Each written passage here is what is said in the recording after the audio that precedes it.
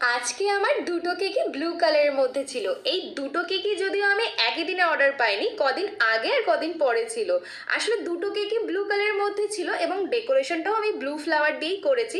তো কিছুটা একই রকম লাগছিল আমার কাছে এই দুটো কেকই। তাই ভাবলাম তোমাদের একসাথে দুটো কেক বানিয়ে দেখাবো আর জিজ্ঞেস করব তোমাদের কাছে এই দুটো কেকের ডেকোরেশনের মধ্যে কোনটা বেশি ভালো লেগেছে, ফার্স্ট কেকটা নাকি সেকেন্ড কেকটা। তো অবশ্যই সেটা আমার পুরো ভিডিওটা দেখার পর কমেন্ট করে জানিও। আর আমার এই দুটো কেকই ইনসাইড চকলেট ফ্লেভারের ছিল। একটা ছিল 1 পাউন্ডের, যেটা আমি 6.5 ইঞ্চির মোল্ডে বেক করেছিলাম, আর সেকেন্ড কেকটা ছিল আমার 1.5 পাউন্ডের, যেটা আমি 7.5 ইঞ্চির মোল্ডে বেক করেছি। এই কেক দুটো যারা যারা অর্ডার করেছিল সেই দুজনই আমার রিপিট কাস্টমার, আর দুজনেরই আমার কেক খেয়ে কি রিভিউ সেটাও আমি তোমাদের সাথে শেয়ার করেছি।